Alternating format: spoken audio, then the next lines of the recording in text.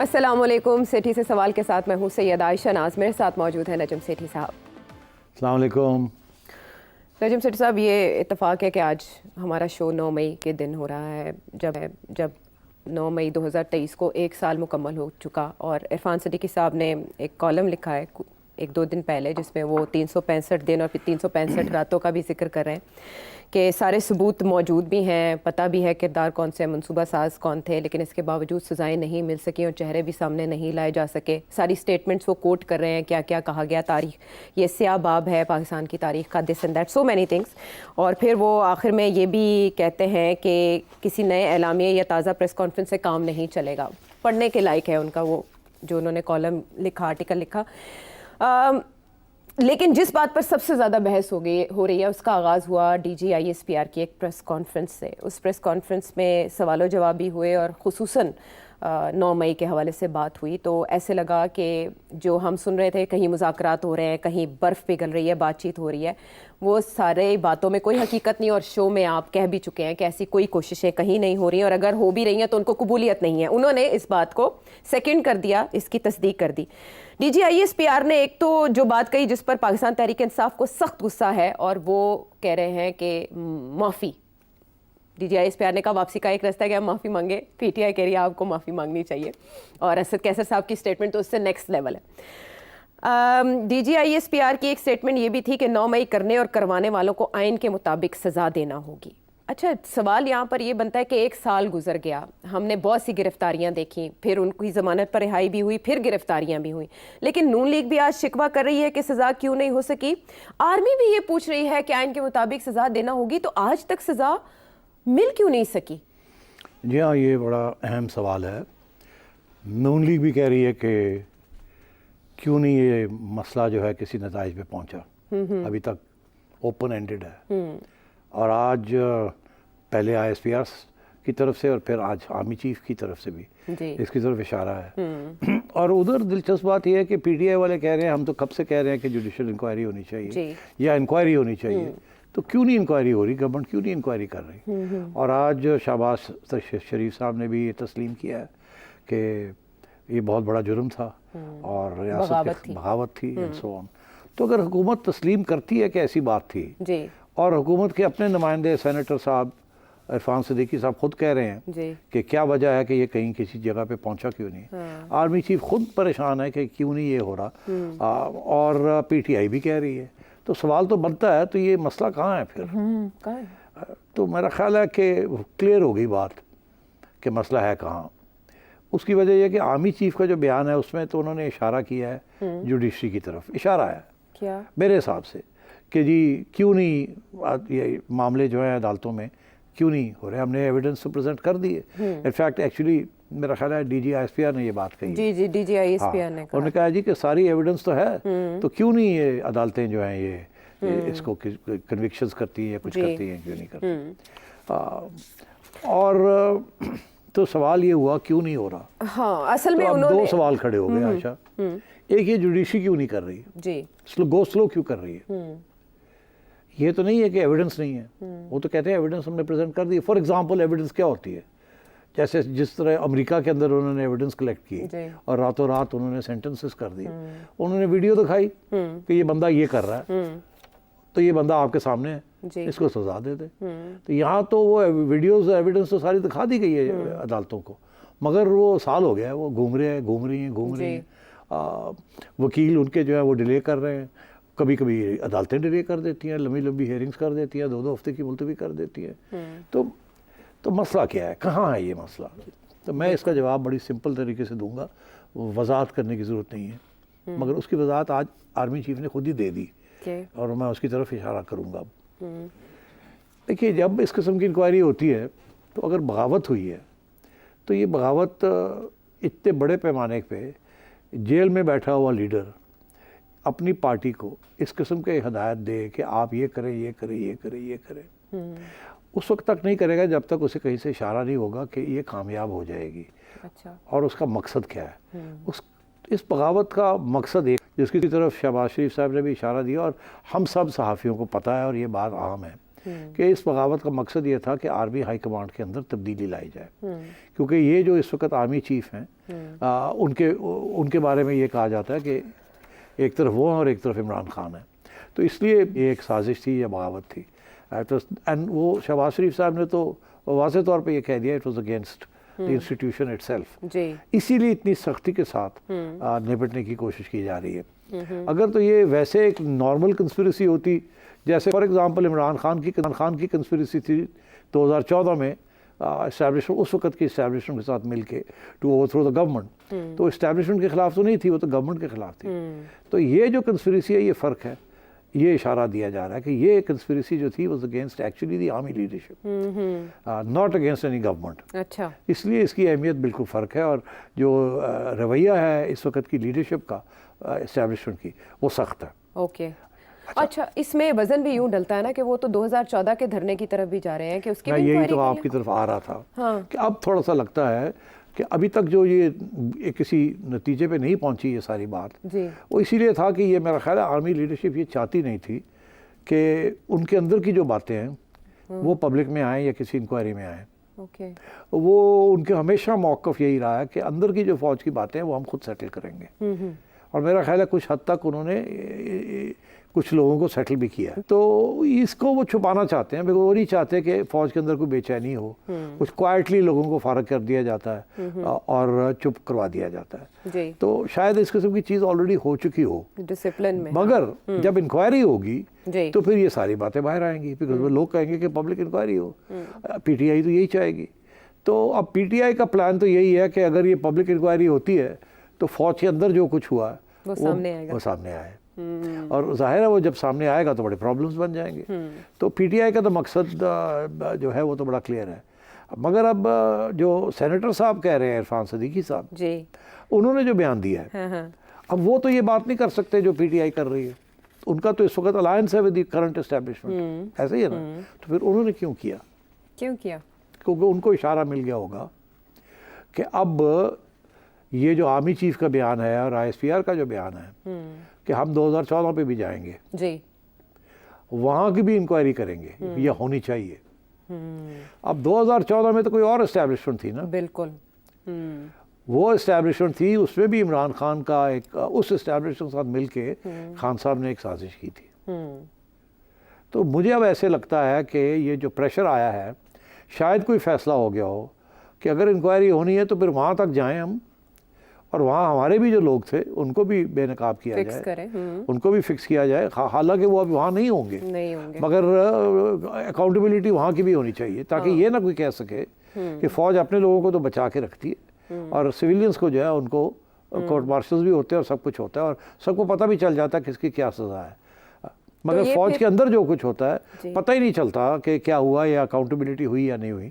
हाँ, फ़ौज के स्पोक्समैन जो है वो कॉन्स्टेंटली ये कहते हैं कि हम अकाउंटेबिलिटी इंटरनल करते हैं। तो क्या ये फैसला हो गया अब कि अगर इमरान खान इंसिस्ट करता है और ऐसे ही हमें बदनाम करने की कोशिश करता है तो फिर हम 2014 तक जाएंगे और पूरी इंक्वायरी करेंगे। और उस वक्त की जो इस्टेब्लिशमेंट थी, उस वक्त जो साजिश हो रही थी जिसमें खान साहब बिल्कुल 100% मुलव्वस थे और बाहर थे और धरने कर लेते किसी के कहने पे, फिर जब वो बातें आएंगी बाहर तो फिर खान साहब कहाँ जाएंगे। तो शायद ये या तो ये धमकी है कि जी ठीक है, फिर अगर आप ये चाहते हैं तो हम 2014 तक जाते हैं और उसमें तो यहाँ तो आप जेल में थे ना, तो आप शायद कह दें कि जी मुझे तो पता ही नहीं है, जिन लोगों ने किया उनको पकड़े आप। क्योंकि एविडेंस तो बड़ी मुश्किल मिली ना कि खान साहब की कोई टेप रिकॉर्डिंग मिल जाएगी या कुछ मिल जाएगा। उनका तो मौका मैं तो जेल मैंने की पता किया। हाँ जी, वो यही कहते हैं। तो उनको कन्विक्ट करना मुश्किल हो जाएगा, मगर 2014 में तो बड़ा आसान है।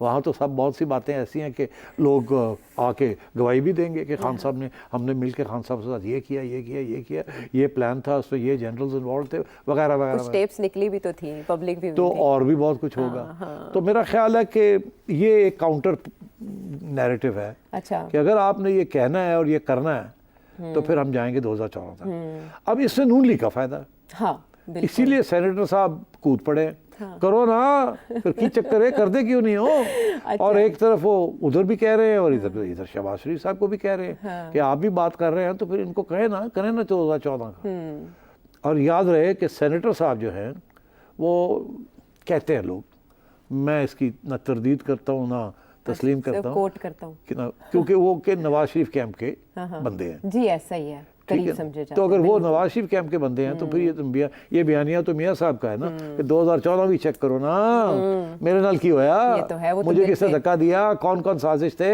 हाँ। क्या था उस वक्त के आर्मी चीफ का रोल, डीजी आईएसआई का रोल। हाँ। और आपको याद होगा उस वक्त 2014 में मियाँ साहब ने जनरल रहील शरीफ को बुला के एक टेप रिकॉर्डिंग भी सुनाई थी जी। उस वक्त के डीजी आईएसआई की, जी, जी, जो कि बिल्कुल। आईबी ने टेप की थी। हाँ। और कहा था ये देखें आपका या मेरा डीजी आईएसआई मेरे खिलाफ क्या कर रहा है। और रहील शरीफ को कहा था इसको फारग करो, और रहील शरीफ से कहा जी मैं इंक्वायरी करूंगा। फिर बाद में रहील शरीफ को उनको साइडलाइन करना पड़ा, फारग करना पड़ा।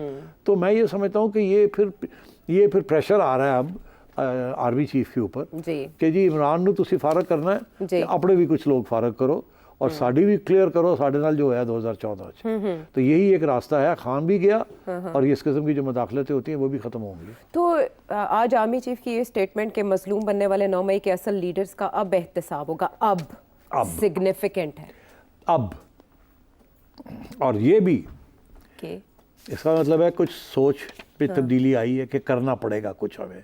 अदालतों पे छोड़ देना सिर्फ खान साहब का, जिसमें खान साहब को तो मुश्किल हो जाएगा करना, बाकी इधर उधर के लोग जो है। और फिर ये इसमें 2-3 बड़ी इंटरेस्टिंग बातें की हैं आज आर्मी चीफ ने, मेरा ख्याल है उसकी तरफ बात करनी चाहिए। जी जाते जाते मैं ये भी कह दूं कि जब मैंने पहली दफ़ा सुनी डीजी आईएसपीआर की प्रेस कॉन्फ्रेंस, मेरा पहला रिएक्शन ये था कि यार एडी गर्मी चढ़ी, हर गल ते तुसी काफ़ी नाराज़ लगते हो। और अभी आसिफ गफूर साहब भी हमें याद हैं जी जी कि वो भी बात करते थे, इसी किस्म की बातें उस वक्त भी होती थी। उस वक्त वो खान साहब के साथ थे, इस दफ़ा ये खान साहब के अपोज टू हैं, मगर उसी किस्म का लहजा था। मगर आसिफ गफूर फिर भी अपना वो इतने गुस्से में नज़र नहीं आते थे, वो फर्म नज़र आते थे बट नॉट एंग्री। आजकल के जो मेजर जनरल साहब हैं वो थोड़े नाराज़ भी और गुस्से में भी थे और सेल्फ राइटियस थोड़े ज़्यादा थे।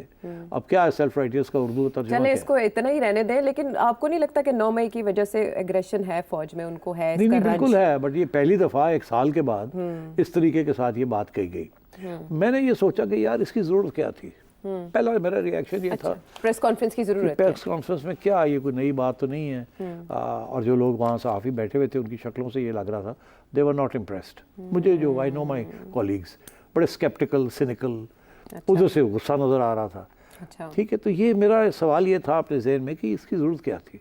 जो आपने कुछ करना है तो करें, ये क्या आप कह रहे हैं कि जी अभी तक कुछ नताइज नहीं निकले, ये नहीं हुआ वो नहीं हुआ और ये गद्दारी थी, ये वो तो सब पता है हमें क्या बात। हाँ तो अब समझ आइए जब आर्मी चीफ ने जाके आज बयान दिया है कि ये दोनों जो स्टेटमेंट्स थे डीजी आईएसपीआर का और आर्मी चीफ का, जी। This is part of a concerted slight change of policy, okay इसलिए वो गुस्से में नजर आए। और आज जो आर्मी चीफ ने जो बात कही है ये भी बिल्कुल बड़ी सख्त बात है। इतनी क्लियर और सख्त बात आज तक किसी फौजी ने नहीं की। अब ये कहते हैं कि रियल लीडर्स की बात कर रहे हैं या, कि इसका रियल क्या लीडर्स जो अपने आप को विक्टिम्स कहलाते हैं, मजलूम कहलाते हैं, उनको हम अकाउंटेबल होल्ड करेंगे उनके जो उन्होंने किया, क्योंकि हमारे पास इररिफ्यूटेबल एविडेंस है, इररिफ्यूटेबल नाकाबिले तरदीद। नाकाबिले तरदीद एविडेंस है, प्रूफ है हमारे पास। तो ये आज तक तो ये बात नहीं सामने आई। अगर इररिफ्यूटेबल एविडेंस है तो ये अदालतें 1 साल क्या हो गया लेके पे क्यों बैठी हुई? तो ये सवाल खड़ा होता है ना कि उन्होंने चैलेंज कर दिया कि हमारे पास इररिफ्यूटेबल एविडेंस है। और ये ऑब्वियस है कि उन्होंने ये बताया वो अदालतों में ये चीज़ें प्रेजेंट हुई हैं, जी मगर जो चीज़ें इनके अंदर थी जी वो तो अदालतों में नहीं गई ना। उसके लिए पिटीशन जारी है खान अच्छा, साहब की अब तरफ से खान साहब की तरफ से पिटीशन जारी है, चलो देखते हैं कि बरामद वो तो करें। अच्छा, अब ये है कि इसके अलावा उन्होंने बड़ी इंटरेस्टिंग बात कही है। वो कहते हैं कि May 9 will undoubtedly remain a black day in the history of Pakistan when deliberately indoctrinated and insidiously guided miscreants attacked the symbols of the state and national unity, disgracefully desecrating the Shauda monuments. तो वो कहते हैं कि ये misguided, ji deliberately indoctrinated and insidiously guided miscreants, कि ये जो कुछ हुआ इनको करवाया गया है इनसे। और आगे जाके वो ये कहते हैं कि इस किस्म की माइंडसेट, जिस किस्म की माइंडसेट ने शोहदा के ख़िलाफ़ शोहदा के ख़िलाफ़ ये सारा कुछ किया, उनको टारगेट किया, ये पहले कभी नहीं हुआ इस तरीके का। और इससे उनकी जहनीत पहचानी जाती है कि उनके पीछे क्या जहनीत थी। तो मगर साथ बहुत अहम बात क्या वो कहते हैं कि ये लोग जो बाहर निकले उनके लिए उनको कहते हैं ये कैनन फॉडर थे for the political ambitions of the masterminds. ईंधन थे उनका। हाँ, तो ये लोग और कहता है कि इनके लिए हम रीजनेबल बेनिफिट ऑफ डाउट देने के लिए तैयार हाँ, हैं। शक का फायदा उनको दिया भी गया और देने को तैयार है। तो मतलब ये है कि रियायत जिन दी लोगों ना। ने अटैक किया हाँ। उनमें से मेजॉरिटी वो थे जिनको पता ही नहीं था कि इसके पीछे साजिश क्या है। वो बेचारे अपनी वैसे निकल आए बाहर जी। और उनको नहीं पता था इसके पीछे क्या चाल है या क्या गेम है। जी जी जी। और वो गेम क्या थी वो आज शहबाज शरीफ साहब ने उसकी तरफ इशारा कर दिया। वो गेम ये थी कि फौज के अंदर एक कू करने की against the current army chief. कुछ लोग उसको इंस्टिगेट कर रहे थे कि कुछ बेचैनी हो इसके साथ और आर्मी चीफ आइडेंटिफाई हो जाए। ठीक है। तो ये मेरा ख्याल है कि अब वो कहते हैं कि हम इनको नहीं छोड़ेंगे, हमारा patience will not respond to these provocations and it will be और हम कमज़ोरी का इजहार, हमने जो पेशेंस शो किया है, जो चुप करके बैठे रहे हैं, ज़्यादा हमने कुछ कहा हुआ नहीं है, 1 साल हो गया है, अब उसको ये ना समझे कि वो कमज़ोरी है हमारे पार्ट में, अब हम एक्शन लेंगे। तो ये लगता ऐसे है कि ये 2014 तक भी अब खोलने के लिए तैयार हैं। और नून लीग तो फिर रेडी होगी इस चीज के लिए। नून लीग तो कह रही है करो। हाँ। तो उनके लिए तो उनका तो फायदा है ना, दोनों जाएंगे। खान साहब तो पक्की बात है ना, उड़ जाएंगे। और जिन लोगों ने खान साहब के साथ मिलकर फौज के अंदर साजिश की थी नवाज शरीफ साहब के खिलाफ, वो उनका भी रिकॉर्ड पे आ जाएगा। हालांकि मीडिया के अंदर तो वो रिकॉर्ड आ चुका है, मगर क्या फॉर्मली इसको तस्लीम नहीं किया गया। तो ये अब अगर ऐसी इंक्वायरी होती है तो फॉर्मली तो तस्लीम भी कर लिया जाएगा। अब खान साहब ये कह रहे हैं हाँ हाँ जाएँ 2014, तो ये खान साहब तो उड़ जाएंगे 2014 में। इधर शायद ना उड़े, इधर ये खुद बच जाए, बाकी लोग उड़ जाएंगे कुछ। मगर ये भी हो सकता है कि जब अंदर इंक्वायरी करें ये जो May 9 का जो इंसिडेंट है, वहाँ इनको वादा माफ गवाह मिल जाए शायद कोई फौजी। अगर कोई ऐसे वादा माफ गवाह मिल जाते हैं जिनका बयान आ जाता है कि हाँ हमने साजिश की थी और हमने खान साहब के साथ मिलकर ये साजिश की थी, खा वो जेल में थे, ठीक है, तो फिर वो भी एक इशू बन सकता है। मगर वादा माफ गवाह की जो होती है ना टेस्टिमनी, वो कमज़ोर समझी जाती है। तो अच्छा। मगर अगर 2014 की बात निकलती है तो वो तो बड़ी पक्की बात होगी। हाँ, उसमें तो बहुत केसेस भी बन सकते हैं, तो और भी बहुत से मामलात खुल सकते हैं और नून लीग को थोड़ी ब्रीदिंग स्पेस भी मिल सकती है आने वाले वक्तों में। जो मुश्किल वक्त लग रहा था पिछले दिनों में, हमने देखा कि खान साहब की तरफ से बहुत डायरेक्ट अटैक्स आई और उसके जवाब में जो आज के दिन है इसकी स्टेटमेंट्स और उससे पहले DGISPR की स्टेटमेंट्स। लेकिन आपने कहा कि हो सकता है 2014 में से कुछ ऐसा निकला है जो खान साहब के लिए प्रॉब्लम का सबब बने। बात यह कि वो रास्ता भी तो अदालतों की तरफ से ही होके जाएगा। अब 3 मिसालें DGISPR ने भी दी और इरफान सिद्दीकी साहब जो बातें आप कर रहे हैं मुझे ऐसे लग रहा है जैसे रिफ्लेक्ट कर रहा है उनका कॉलम। अब 3 मिसालें वो देते हुए कहते हैं यूके में 2011 में क्या हुआ था, 2021 में अमेरिका में क्या हुआ था और उससे पहले पेरिस और फ्रांस की भी वो बात कर रहे हैं कि वहां पर फौरी तौर पर केसेस की समाअत हुई और सजाएं दी गई। 18 साल से कम उम्र को भी नहीं छोड़ा गया।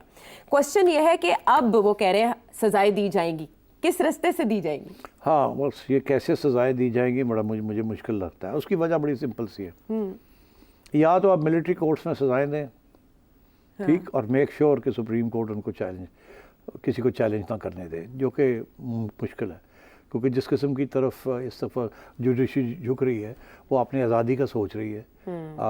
और मैंने पहले भी ये कहा कि मेजॉरिटी जो जजेस हैं वो ऐसे लगता है उनके अदालती फ़ैसलों से कि वो PTI के हमदर्दी हैं और खान साहब के हमदर्दी हैं। तो ये पहली दफ़ा मैंने देखा है।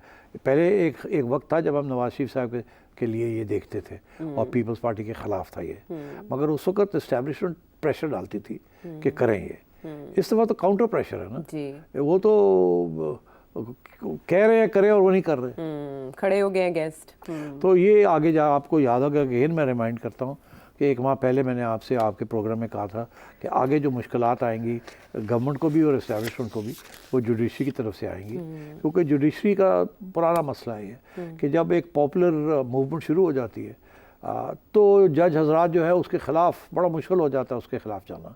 मुझे याद है जब भुट्टो साहब ने 1977 की मैं बात कर रहा हूँ, 1977 लोगों को याद नहीं है मगर एक बहुत बड़ा मूवमेंट भुट्टो साहब के ख़िलाफ़ शुरू हो गया था कि इलेक्शन रिगिंग की है भुट्टो साहब ने, और वो कह रहे थे PNA वाले के एक नई इलेक्शन करवाएं और भुट्टो साहब रेजिस्ट कर रहे थे।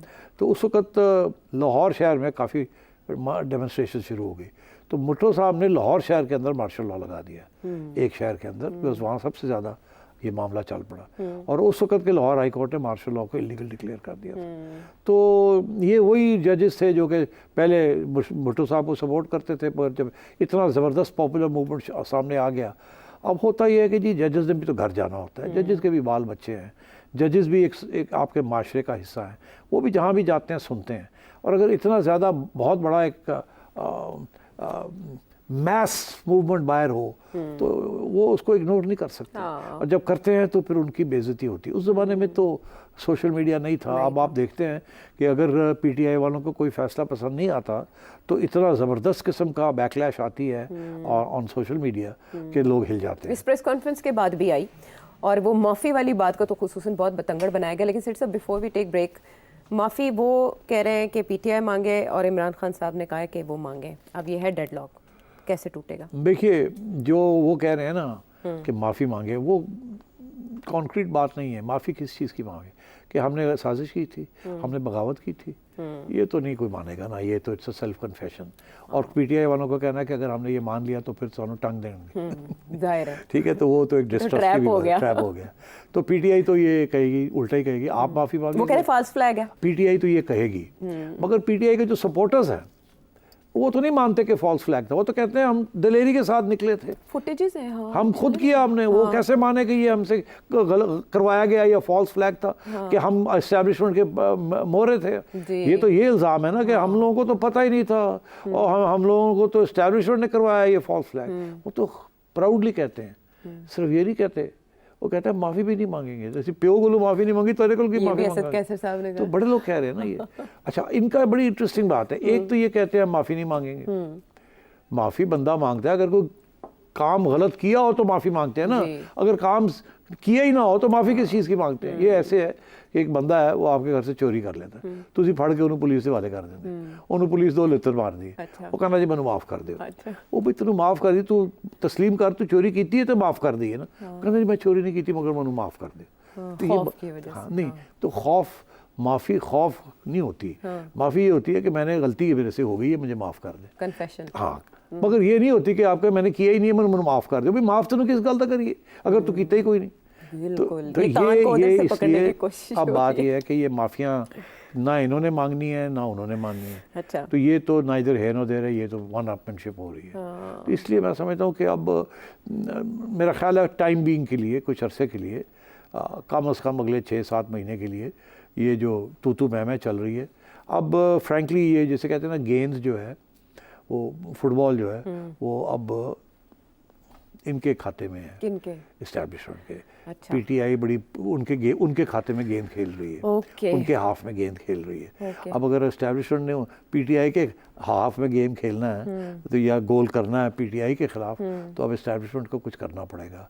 इतने सख्त बयानों के बाद अगर अभी भी कुछ नहीं करते इन टर्म्स ऑफ इंक्वायरी और इन टर्म्स ऑफ कन्विक्शंस, तो फिर ये लगेगा कि एस्टैब्लिशमेंट का जो बयानिया है वो है ही जीरो, बहुत कमज़ोर है। कन्विक्शंस तो अदालतों के थ्रू होनी है और इसी मामले को तो अब अदालतें तैयार नहीं है। तो अब सोचना ये है कि ये तो मसला बन गया ना, एक तरफ आप कहते हैं हम करके देंगे, उधर से अदालतें कर नहीं रही है, तो क्या करेंगे? क्या करेंगे आप? मार्शल लॉ लगाते हैं तो अदालतें स्ट्राइक डाउन कर देती हैं, फिर क्या करेंगे? क्या करेंगे? तो ये है कि इतनी बड़ी बात की है, अब कोई हल भी होना चाहिए एस्टैब्लिशमेंट के पास, कि ये सिर्फ बातों से बात नहीं बनेगी, क्योंकि बातें जितनी आप करते हैं उतनी बातें वो करते हैं। जवाब दे देते, जवाबुल जवाब हो जाता है। लेकिन बहुत से और भी सवाल उठ रहे हैं, मुझे ब्रेक का कहा जा रहा है। अगले को लेकर बिलावल भुट्टो जरदारी साहब भी कमीशन का मुतालबा कर रहे हैं, शहबाज शरीफ साहब इसे बगावत करार दे रहे हैं। तो क्या इसका इख्तिताम जो है वो किसी कमीशन पर ही होगा, कमीशन की फाइंडिंग्स पर ही होगा? ब्रेक के बाद आते हैं हम।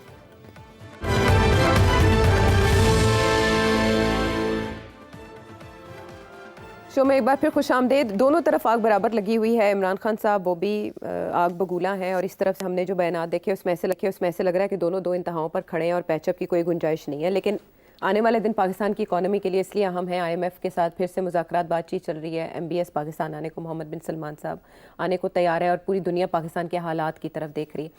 ऐसे में जब वो माफ़ी भी नहीं मांगेंगे, इंतशारी टोला कहने पर पाकिस्तान तहरीक इंसाफ शोर भी इतना मचाएगी, फ़ौज को इतने गिले शिकवे शिकायतें भी होंगी, ये शिराजा इस तरह से बिखरा रहेगा, तो इकॉनमी कैसे आगे बढ़ेगी? देखिए, इकॉनमी आगे नहीं बढ़ रही वैसे ही, इकोनॉमी स्टेबलाइज हो रही है, आगे नहीं बढ़ रही। आगे बढ़ने का मतलब होता है ग्रोथ हो। वो तो IMF प्रोग्राम के अंदर ग्रोथ नहीं है, वो तो कहते हैं 1-1.5% ग्रोथ है, हमें चाहिए 8-9%। तो उसके लिए तो और पॉलिसीज इख्तियार करनी पड़ती है, उसके अंदर फिर महंगाई भी होती है और भी बड़े मसले बनते हैं ग्रोथ में। तो ग्रोथ तो होनी नहीं, इकोनॉमी ने आगे नहीं बढ़ना जी। वो, और उसका कोई ताल्लुक नहीं है सियासी इंस्टेबिलिटी के साथ। मैं बताता हूँ कैसे। सियासी इंस्टेबिलिटी जो है वो अफेक्ट करती है इकोनॉमिक ग्रोथ को एक तरीके से, कि जो भी गवर्नमेंट बैठी हो, जो पॉलिसी बनाती है, उसकी कोई एश्योरेंस नहीं होती कि ये कब तक ये पॉलिसी चलेगी, क्या ये गवर्नमेंट रहेगी, अगली गवर्नमेंट आके इस पॉलिसी को चेंज कर देगी या नहीं करेगी। मैंने कोई पैसे इन्वेस्ट करने हैं किसी चीज़ में, आमतौर पे रूल ये है इन्वेस्टमेंट का कि पहले साल आपका पैसा लगता है, कैपिटल एक्सपेंडिचर होता है, फैक्ट्री बनानी पड़ती है, ये करना पड़ता है, वो बढ़ना पड़ता है, आपके 2 अरब रुपए लग जाते हैं, इनपुट जाता है, ठीक। अच्छा, वो आपने कर्जे लिए हुए होते हैं, इंटरेस्ट आपको चढ़ना शुरू हो जाता है। अगले साल मशीनरी लग जाती है, प्रोडक्शन में आप आ जाते हैं, मगर फिर भी लॉस में रहते हैं आप, क्योंकि 1 साल के अंदर रिकवरी नहीं हो सकती। फिर आप प्रॉफिट बनानी शुरू करते हैं 3rd ईयर में जाके, और मगर उतनी प्रॉफिट नहीं बनती जिसके साथ जितनी आपने इन्वेस्टमेंट की हुई होती है वो निकल जाती है। फिर आप 4थे साल जाके और प्रॉफिट बनाते हैं, फिर आप जब समझें कि आप ब्रेक इवन कर जाते हैं, कि अगर आपने 100 रुपया लगाया था इन्वेस्टमेंट के अंदर, तो अब 2 साल के अंदर आपने 4थे साल जाके दो अपने 10 रुपये रिकवर कर लिए, 5वें साल जाके फिर जो पैसे आते हैं प्रॉफिट में वो आपकी जेब में जाते हैं, ठीक। ये इन्वेस्टमेंट के लिए एक पॉलिसी कंटिन्यूटी चाहिए। अगर आपको पॉलिसी एक बनाई है कि जी ये एक इलाका है, यहाँ आप इंडस्ट्री लगाएंगे तो आपको टैक्स हॉलिडे होगी 5 साल के लिए, ठीक। तो आप कहते हैं 5 साल तक तो मेरे पैसे वापस आ जाएंगे, मैं पैसे लगा देता हूँ। मगर अगर वो गवर्नमेंट ही नहीं रहती और अगली गवर्नमेंट आती है, वो कहती है जी सॉरी वो तो गपला था, हम नहीं मानते, बस वो हम पॉलिसी चेंज करने लगे हैं, हम 5 साल से आज से टैक्स लगाने लगे हैं, तो वो जिन लोगों ने लगाई होती है वो तो उड़ जाते हैं ना। इसलिए वो उनके लिए पॉलिसी कंटिन्यूटी बड़ी इंपॉर्टेंट होती है। तो जब पॉलिटिकल इंस्टेबिलिटी होती है तो उसकी वजह से फिर सर्टेनिटी नहीं रहती कि पॉलिसी रहेगी नहीं। आज शहबाज शरीफ और SIFC की हुकूमत जो है वो पॉलिसीज़ बना रही हैं, कल को यहाँ फिर से कोई ऐसी गड़बड़ होती है कि ये SIFC भी उड़ जाती है और नून लीग की हुकूमत भी उड़ जाती है, क्योंकि लोग तो यही सारा वक्त स्पेकुलेट करते रहते हैं ना कि जी अगले एक्सटेंशन मिलेगी या नहीं मिलेगी, नहीं मिलेगी तो कौन आएगा, SIFC को कौन हेड करेगा वगैरह। अमेरिकन प्रेसिडेंट चेंज हो जाएगा तो आके फ़ोन करेगा, सही साहब कह रहे हैं। तो ये सारी बातें चल रही हैं। इसका ये मतलब है पॉलिसी कंटिन्यूटी जो है वो मुश्किल है मगर लोगों के जहन में। मगर एक तरफ ये है, इसलिए मैं समझता हूँ पाकिस्तानी इन्वेस्टर नहीं आएगा, फॉरेन इन्वेस्टर भी नहीं आएगा, ये मैं आपको बता दूँ। कौन आएगा? क्योंकि काम तो चल पड़ा है। ये वो लोग आ रहे हैं जिनके फ़र्क नहीं पड़ता कि पॉलिसी कंटिन्यूटी होती है या नहीं होती, क्योंकि वो सॉवरन स्टेट गारंटीज लेते हैं कि जो वो एक हुकूमत की पॉलिसी की गारंटी नहीं लेते, वो सॉवरन स्टेट गारंटीज लेते हैं। मैं एग्जांपल देता हूँ, सऊदी अरेबिया का बड़ा चर्चा है, ठीक है, वो आ रहे हैं, वो ये हो रहा है, वो हो रहा है, वो ये खरीदेंगे, वो खरीदेंगे। वो क्या खरीदने आ रहे हैं? क्या कोई मैन्युफैक्चरिंग इंडस्ट्री लगाने आ रहे हैं? नो। जिसके अंदर ये कोई टैक्स हॉलिडे लेने आ रहे हैं? नो। वो जो भी लेंगे उसके साथ सॉवरन स्टेट गारंटीज लेंगे और कोलैटरल रखेंगे कि कल को आप पॉलिसी अगर चेंज करते हैं तो आपको हम ले जाएंगे न्यूयॉर्क में। जैसे आपके साथ बैरक गोल्ड ने और बाकी लोगों ने जो गड़बड़ की है आपके साथ ऑन रेकोडिक, या आप ईरान धमकी दे रहा है कि अगर आप ऑयल पाइपलाइन नहीं बनाएंगे तो हम भी आपको ले जाएंगे वहाँ तो आप $12 बिलियन की डज लगी थी जो 6 पे बढ़ गई, मुकमुका हो गया, तो ऐसी तो $20 बिलियन की डज लाओगे। तो बात ये है कि ये जो मुल्क आते हैं ना, जब चाइना आता है या कोई और आता है, तो they take state guarantees, they don't take private investor को कोई स्टेट गारंटी नहीं देती। उसकी गारंटी बजट होती है और बजट की इंपोर्ट पॉलिसी होती है, एक्सपोर्ट पॉलिसी होती है, और वो चेंज हो जाती है। उसके अंदर कोई स्टेट गारंटी नहीं होती बिकॉज पार्लियामेंट उसको चेंज कर देती। State guarantee is a different issue. तो ये सऊदी अरेबिया कहाँ इन्वेस्ट कर रहा है? रेकोडिक में इन्वेस्ट कर रहा है, ठीक है। वहाँ तो पहले भी जो भी लोग इन्वेस्टमेंट किए हुए उनको स्टेट गारंटीज मिलेंगे। ग्वादर में इन्वेस्ट करेगा, वहाँ भी स्टेट गारंटीज। अगर कोई एग्रीकल्चरल ज़मीन खरीदता है, से 2 लाख एकड़ 3 लाख एकड़ लेता है और वहाँ कोई एग्रीकल्चर का फार्म शाम बनाना चाहता है, वहाँ भी वो स्टेट गारंटीज लेंगे और हमेशा कोलैटरल रखवाते हैं। वो कहते हैं अगर आपने ये किया ये किया ये किया तो फिर हम फलानी चीज़ जो है वो ले लेंगे। मैं एग्जांपल देता हूँ, एक ज़माने में इन्होंने बहुत से कर्ज़े लिए थे एक बैंक से पुराने ज़माने में। वो बैंक का नाम था BCCI, bank of credit and commerce international. अच्छा। मैं ज़ियाउल हक के ज़माने की बात कर रहा हूँ। तो उस वक्त तो कर्जे तो बैंक ने दे दिए, तो बैंक ने कहा कि अगर ये हमारे पैसे वापस नहीं होंगे तो हमें कोई कोलैटरल तो चाहिए। तो आपने उस वक्त किस किस्म के कोलैटरल दिए थे वो भी मैं आपको बता दूं। आपने पूरा वीट क्रॉप का कोलैटरल दे दिया कि जितना वीट क्रॉप बनेगा वो सबसे पहले आपको मिलेगा, आप बेचना चाहें, एटसेट्रा एटसेट्रा। अच्छा। इस किस्म की कोलैटरल्स भी दे दिए जाते हैं। तो मैं ये समझता हूँ कि इस वक्त भी स्टेट गारंटीज से बेहतर कोई कोलैटरल नहीं हो सकता। आज स्टेट गारंटीज़ की वजह से हमें इलेक्ट्रिसिटी पावर क्राइसिस चल रही है। क्यों? कि जो 90 की दिहाई पे और उसके बाद जो IPPs बने, पावर प्रोजेक्ट्स जो लगे, उनको जो उनके साथ जो अग्रीमेंट्स हुई उनके पीछे स्टेट गारंटीज थी। आज उनको ख़त्म नहीं किया जा सकता। उनको हम ढेर सारे पैसे दे रहे हैं, ख़त्म नहीं कर सकते क्योंकि उनके इजाज़त के बगैर। पॉलिसी वही रहेगी और वो अगर करेंगे तो न्यूयॉर्क के अंदर डज लग जाएगी हमें। तो this is the part of the problem. When you give a state guarantee, that is the real guarantee.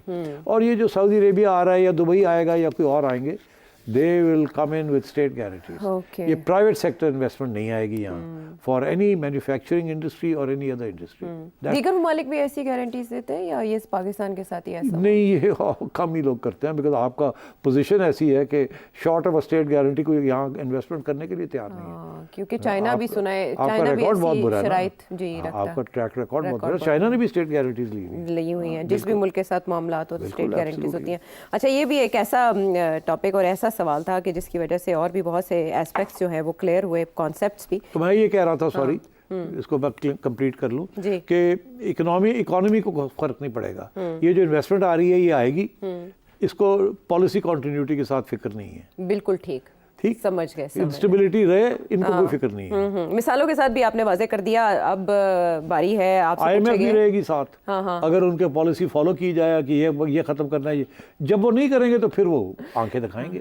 मगर अभी तो कोई ऐसा चांस नहीं है। सो मैं समझता हूँ ये पॉलिटिकल इंस्टेबिलिटी इस वक्त इकोनॉमिक स्टेबिलिटी जो आपको नज़र आ रही है उसके ऊपर नज़रअंदाज नहीं होगी। अच्छा, एट द सेम टाइम ये जो अमरीकी अहदेदारों से मुलाकातें पाकिस्तान तहरीक इंसाफ की हो रही हैं और बुशरा बीबी का बनीगाला से अडयाला जेल मुंतकिल होना, इसमें किस बात का इशारा है सिटी साहब? बिफोर नहीं, मेरा ख्याल है इसका इशारा किसी चीज़ के साथ नहीं है।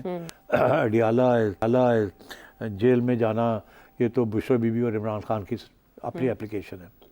ये कोई फॉरेन कंट्री ने नहीं इनको कहा कि बुशरा को बनीगाला से निकाल के यहाँ रखे। मैं पहले दिन से ये कह रहा हूँ, बुशरा बीबी को बनीगाला में रखा गया था ताकि एक रास्ता रहे इमरान खान से बात करने का, या वो हमसे बात करना चाहे तो वो रखा जाए, क्योंकि वहाँ आना जाना आसान है। जेल में आएंगी तो फिर एजेंसियों का वहाँ आना जाना बड़ा मुश्किल हो जाएगा। ठीक तो अब खान साहब चाह रहे थे कि ये ना हो, आप आ जाएं वापस। तो उन्होंने काफ़ी अर्सा रखा उनको वहाँ, मगर अब ये जो है ना कि वो वापस जा रही हैं, इसका ये मतलब है कि वो ब्रेक डाउन हो गया। अब कोई आने जाने का या बातचीत की गुंजाइश नहीं है, निश्ता। बट क्वेश्चन जवाब से सवाल आए हुए हैं, वो भी बड़े इंटरेस्टिंग है, लेकिन हमें शामिल करने एक ब्रेक के बाद।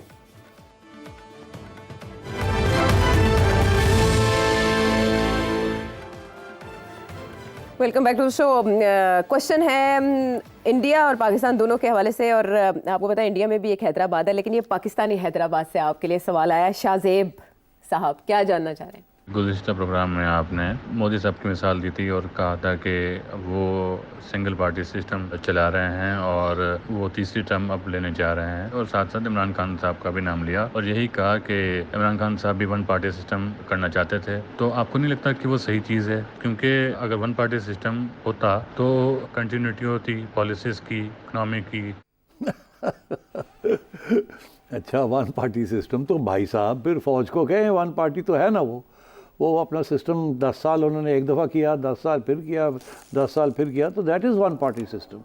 तो वन पार्टी सिस्टम तो जमहूरी सिस्टम नहीं होता। तो क्या आप ये तजवीज़ दे रहे हैं कि जमहूरियत की छुट्टी करा दी जाए, आइन के अंदर जो मल्टी पार्टी सिस्टम और पार्लियामेंट्री सिस्टम है सब फ़ारग कर दिया जाए और एक डिक्टेटरशिप कायम कर दी जाए? इसी को तो कहते हैं डिक्टेटरशिप, कि एक पार्टी या एक ग्रोह जो है वो मुल्क को चलाता है और चलाई जाता है। That is known as a one party system. तो क्या आप समझते हैं कि नरेंद्र मोदी जो है उसको भी अब 20 साल के लिए प्राइम मिनिस्टर बनना चाहिए और वन पार्टी सिस्टम को बरकरार रखना चाहिए? मैं तो उसके ख़िलाफ़ बात कर रहा था कि वो जो कर रहा है उसके साथ बहुत नुकसान होगा in terms of India secular Republic. और अब आप देखिए कि वो तीसरी टर्म लेने जा रहा है मगर उसके से कोई मेजॉरिटी नहीं मिलेगी उनको, और ये उसकी आखिरी टर्म है। बिकॉज वन पार्टी सिस्टम जो है is not acceptable to in a democratic constitution. कम से कम 2 या 3 पार्टीज़ होती हैं ताकि लोगों को मौका मिले कि वो अपनी फ़ैसला करें कि जी जिसको देना है हमने इक़्तिदार या किसी और को देना है। तो सारा जमहूरियत का जो सिस्टम है is known as a multi party system. इसीलिए हम शोर डालते हैं जब फ़ौज आ जाती है कि जी वो नॉन पार्टी बेस्ड इलेक्शंस करवाते हैं। It's nonsense. तो अब आप अगर ये चाहते हैं कि वन पार्टी हो तो फिर आप मेहरबानी करें, सबसे पहले तो नवाज शरीफ साहब ये चाहते थे एक ज़माने में कि उन्हीं की पार्टी रहे और बाकी सारे फारग हो जाएं, तो उसको भी अपोज़ किया गया। तो अब खान साहब ये चाहते हैं उसको भी अपोज़ किया जाएगा, और जब मार्शल लॉ लगता है तो उसको भी अपोज़ किया जाएगा। या आइन होगी जिसके ऊपर सब सियासी जमातों का एक फ़ैसला था, मुश्तरका फ़ैसला था 1973 में कि ये डेमोक्रेटिक रिपब्लिक होगी पाकिस्तान की, या वो होगा। या फिर अगर आपने डिक्टेटरशिप करनी है तो फिर यार है छड़ो सारी गल कि खान आए या नवाज शरीफ आए, फौज दे वाले करो सारा मुल्क और कहो जी अगले 40 साल वास्ते तुसी आप ही करो, अल्लाह खैर सल्ला। उससे ज़्यादा स्टेबिलिटी कौन ला सकता है? खान साहब तो नहीं ला सकते, वो तो आपने देख ही लिया, उन्होंने कोशिश की थी और हमने देख लिया नून लीग ने भी एक आध कोशिश की थी, वो भी नहीं ला सके। ये मुल्क में अंदर वन पार्टी नहीं चल सकती। It is a bouquet of flowers. अब पहले ज़माने में तो अयूब खान ने सेंट्रलाइज करने की कोशिश की थी ना, वन पार्टी का तो यही मतलब है कि इस्लामाबाद से सारा मुल्क चले। अब नहीं चल सकता इस्लामाबाद में। अब मैं कहता हूँ नॉर्दर्न ये आपका गिलगित बल्तिस्तान नहीं चल सकता इस्लामाबाद से, आपका केपी छोड़ें, आपका फाटा नहीं चल सकता इस्लामाबाद से। बलूचिस्तान जो है वो किस तरीके से चल रहा है आप जानते ही हैं। सिंध तो सवाल ही पैदा नहीं होता कि चल जाए, एंड सो ऑन। तो मैं ये समझता हूँ कि इससे भी सोच जो है ये काउंटर प्रोडक्टिव है। हमें कोई क्रिएटिव थिंकिंग अगर करनी भी है तो किसी और तरीके से करें, ये ना कि चलो जी फिर वन पार्टी सिस्टम कर दो, इमरान खान दिवाले कर दो। तो पॉलिसीज़ की कंटिन्यूटी कैसे इंश्योर करें? किसकी पॉलिसीज़ की कंटिन्यूटी उनका मसला है असल में। वो चाहते हाँ, हैं तो कि पॉलिसी कंटिन्यूटी जो है वो एक कॉन्स्टिट्यूशन के तहत होती है ना। मैंने एक्सप्लेन किया, या सॉवरेन गारंटीज दें आप, या फिर आप पॉलिसी कंटिन्यूटी के लिए और किसी किस्म की गारंटीज दें आप। वो तो अग्रीमेंट्स के अंदर लिखा जाता है, नो प्रॉब्लम। ठीक है, यानी जो पिछले सेगमेंट में सेठी साहब ने जवाब दिया होता है। अगला सवाल लाहौर से है, अदील साहब। सेठ साहब, ये थिंक टैंक का कॉन्सेप्ट क्या होता है और क्या पाकिस्तान में कुछ थिंक टैंक्स होते हैं? जी, ये थिंक टैंक का कॉन्सेप्ट जो है ये वेस्टर्न डेमोक्रेसीज़ में ये इस्टेब्लिश किया गया कोल्ड वॉर के ज़माने में, कि अमेरिका में खुसूसन सबसे ज़्यादा थिंक टैंक्स अमेरिका में हैं, और 90% उनमें से ऐसे हैं जो कि फंडेड हैं बाय अमेरिकन कांग्रेस, और 10% ऐसे हैं जो प्राइवेट सेक्टर उनको फंड कर रहा है। मगर वो भी जो प्राइवेट सेक्टर है वो भी बहुत बड़े मिलिट्री इंडस्ट्रियल कॉम्प्लेक्स के थिंक टैंक के लोग हैं, या रॉकफेलर फाउंडेशन है जो कि वैसे ही इस्टेब्लिशमेंट के साथ मिली हुई है। तो ये थिंक टैंक्स जो हैं देर इस्टेब्लिश्ड कि जो बयानिया होता है हुकूमत का या एक सियासी जमात का, उस बयानिया को आगे बढ़ाने के लिए थिंक टैंक्स बनाए जाते हैं ताकि सारा वक्त वहाँ बहस और डिबेट होती रहे, ताकि एक अच्छा बयानिया, जो भी बयानिया उस वक्त की रूलिंग गवर्नमेंट या पार्टी जो है बनाना चाहती है, उसकी फ़ाइन ट्यूनिंग के लिए और उसके अंदर और इंफॉर्मेशन देने के लिए थिंक टैंक्स बनाए जाते हैं। क्योंकि सब इंटेलेक्चुअल्स जो है उनको हुकूमत के अंदर तो लिया नहीं जा सकता, तो इसलिए प्राइवेट सेक्टर तैयार हो जाता है with funding from American government कि जी ये ह्यूमन राइट्स का थिंक टैंक है, ये फलाने का थिंक टैंक है, ये नेशनल सिक्योरिटी का थिंक टैंक है, ये इकोनॉमिक पॉलिसी का थिंक टैंक है। और उसके अंदर फंडिंग जो है वो ऐसी जगह से आती है जहाँ जिनका वेस्टेड इंटरेस्ट होता है कि एक किस्म की सोच, एक किस्म का बयानिया वो थिंक टैंक बनाए। तो that is where the origin of think tank comes from. बहुत कम थिंक टैंक्स हैं जो जेन्युइनली इंडिपेंडेंट हैं, because to be an independent think tank you have to be anti policy of the two political parties से in America और से in the UK. वो बड़ा मुश्किल है क्योंकि जो लोग थिंक टैंक को फंड करते हैं वो एक या दूसरी जमात को फंड कर रहे होते हैं। पाकिस्तान के अंदर सिचुएशन ये है कि ना मुस्लिम लीग का कोई थिंक टैंक है, ना पीटीआई का कोई थिंक टैंक है, ना पीपल्स पार्टी का कोई थिंक टैंक है। इन्होंने फंडिंग ही नहीं की थिंक टैंक्स की। थिंक टैंक की जो फंडिंग हुई है वो दो तरह से हुई है। एक रियासत फॉरेन ऑफिस के 1-2 थिंक टैंक्स हैं, और फिर कुछ इस्टेब्लिशमेंट के थिंक टैंक्स हैं, वहाँ रिटायर्ड फौजी, रिटायर्ड ब्यूरोक्रेट्स जो कि हमेशा एक ही बयानियाँ लेके चलते हैं और उनके अंदर ज़्यादा गुंजाइश नहीं होती, वो थिंक टैंक्स हैं यहाँ। उनकी कोई इंडिपेंडेंट हैसियत नहीं है, ना ही उनको कोई पहचानता है और ना ही उनकी कोई कोर्ट करता है। यहाँ 5-6 थिंक टैंक्स ऐसे हैं इस्लामाबाद में। फिर एक सियासी जमात थी जिसने अपना थिंक टैंक बनाया था, वो थी जमात इस्लामी। अब अगर वो थिंक टैंक भी अब कोई ख़ास उसकी अहमियत नहीं रही, वो भी फॉल थ्रू हो गया है जिसे कहते हैं। तो अभी कोई यहाँ पाकिस्तान के अंदर कोई इंडिपेंडेंट थिंक टैंक नहीं है। वो कैसे होगा, कौन उसको सपोर्ट करेगा? थिंक टैंक के लिए करोड़ों रुपए चाहिए होते हैं एक थिंक टैंक को बनाने के लिए ऑफ एनी क्रेडिबिलिटी। यहाँ कुछ यूनिवर्सिटीज़ हैं, कुछ और लोग हैं जिन्होंने 1-2 थिंक टैंक्स बनाए हैं, मगर उनका भी जो सियासी समझे काबा है वो किसी न किसी जमात के साथ लगा हुआ है एंड इसीलिए वो इंडिपेंडेंट नहीं है। और फिर आजकल मैं देखता हूँ कि थोड़ा बहुत अगर कोई इंडिपेंडेंट थिंक टैंक बनाए भी तो उसके अंदर कोशिश होती है कि अपने आप को इस्टेब्लिशमेंट के गुस्से से बचाने के लिए कोई रिटायर्ड लोगों को, फौजियों को या ब्यूरोक्रेट्स को भर दिया जाता है। तो अभी मैं देख रहा हूँ यहाँ जो भी थिंक टैंक्स हैं जो कि कोई यूनिवर्सिटी ने प्रपोज किया है या किसी अमीर किस्म के ग्रुप ने ये किया है, वो भरे हुए हैं उसके अंदर रिटायर्ड फौजी और रिटायर्ड ब्यूरोक्रेट्स, ताकि बयानिया जो है वो रियासत का ही 90% रियासत का बयानिया चले, उसके अंदर थोड़ी बहुत डिस्कशन हो कि ऐसे नहीं और ऐसे, ऐसे नहीं ऐसे, मगर जो मकासद हैं वो रियासत के हों या इस्टेब्लिशमेंट के हों। अच्छा, वैसे सर साहब आपकी गुफ्तगू सुनते हुए ना, एक तो आप बहुत मुतनव्वो गुफ्तगू करते हैं, इतनी वैरायटी होती है, कभी इधर कभी उधर, हर एक महाज पे बड़ी अच्छी गुफ्तगू, उसके साथ साथ आपकी बॉडी लैंग्वेज बहुत इन्वॉल्व होती है एनर्जी के साथ। इसी से रिलेटेड एक सवाल है, आबिद मल्ली साहब मीरपुर ख़ास से ख़ास सवाल पूछ रहे हैं आपसे। अच्छा, क्या है सवाल? माशाल्लाह मैं आपको 20 साल से तवातर से देख रहा हूँ, आपकी मेमोरी में मज़ीद स्ट्रॉन्ग आ रही है। आप ऐसी क्या चीज़ खाते हैं जो आप प्लीज़ बता सकते हैं कि ऐसा कौन सा कुछ है कि जो आपकी मेमोरी माशाल्लाह जवानों की तरह नज़र आती है? ओहो हो, अच्छा। तो यार मैं तो सिर्फ अब क्या मैं आपको बताऊं क्या मैं खाता हूं और क्या मैं पीता हूं, मगर वो रहने दें आप। मगर मैं ये ज़रूर कहूँगा कि एक असूल है, वो ये है कि जिस चीज़ की आप एक्सरसाइज करेंगे वहाँ मसल्स बनेंगे, वो ज़िंदा रहेगा, वो एक्टिव रहेगा। आप बॉडी बिल्डिंग करते हैं, योर बॉडी इज़ सॉलिड। आप जॉगिंग करते हैं, your heart beat, your heart is strong and your legs are strong and your muscles are strong. आप तो जिस किस्म की आप एक्सरसाइज करेंगे वहाँ के मसल्स स्ट्रॉन्ग होंगे। अच्छा, मेरे बाकी मसल्स तो खैर उनके बारे में कम ही बात की जाए, मगर ये जो यहाँ मसल्स है ना, इनको मैं 1963 से, और ये मैं किसी वक्त बताऊंगा वाई 1963 से मैं इसको बड़ी वर्जिश कर रहा हूँ। अभी भी एक दिन के अंदर 3-4 घंटे मेरी पढ़ाई होती है। पहले 2 घंटे लिखाई भी होती थी, आजकल लिखाई कम है, पढ़ाई है। तो सुबह जब मैं उठता हूँ तो पहले 2-3 घंटे तो सिर्फ पढ़ाई होती है, सारे अखबार पढ़े जाते हैं, फिर उसके बाद आर्टिकल्स, इंटरनेशनल आर्टिकल्स आए हुए होते हैं, फिर और बहुत सी चीज़ें आ रही होती हैं। अच्छा, जब ये आप पढ़ते हैं ये चीज़ें, तो सबसे पहला आपका मकसद ये होता है कि याद रहें। फ़ायदा क्या हुआ अगर चीज़ पढ़ी तो याद ही ना रही, क्योंकि अगर याद नहीं रही तो फिर मैं यहाँ बैठ के जवाब कैसे दूंगा। तो फिर जब आप पढ़ रहे होते हैं तो आप मार्किंग भी कर रहे होते हैं या आप नोट्स ले रहे होते हैं, क्योंकि नोट्स लेने के साथ एक प्रैक्टिस आ जाती है कि जी 1 2 3 इस बंदे ने ये 3 मोटी मोटी बातें कही हैं, क्या कही हैं, लिख लें, ताकि जब लिखेंगे तो याद रहेगा। अब वो तो अब टाइम चला गया कि जी बैठ के लिखें, क्योंकि इतना मवाद आ रहा है। तो जब आप पढ़ रहा होता हूँ तो मैं मार्किंग कर रहा होता हूँ अपने ज़हन में कि आयशा ने ये आर्टिकल लिखा है, इसके अंदर क्या था, पढ़ा तो है मैंने। अच्छा, इसके अंदर एक ये कहा आयशा ने, एक ये कहा, एक ये कहा, और कुछ कहा नहीं, सही फिर देख लो, हाँ ये भी कहा था, 4 पॉइंट्स। अब 4 पॉइंट्स याद हो गए, फिर सोचते हैं कि इसको मार्किंग कैसे की जाए, कैसे याद रहेंगे। 4 तो याद रहेगा फिगर, मगर हो सकता है जब आर्ग्यूमेंट करनी हो तो 2 ही याद रहे, बाकी कहाँ जाएगा। तो फिर ये है कि कभी कभी वो जैसे कहते हैं ना, वो मैंने अपने आप को कभी कोई चीज़ भूल जाए कि आज रात को जाना है कहीं खाने पे, तो बहुत से टेंशन होती है, ये सोच रहा होता हूँ कि आज टीवी जाना है, वहाँ से आके ये करना है, वो, तो बहुत सी चीज़ें घूम रही होती हैं।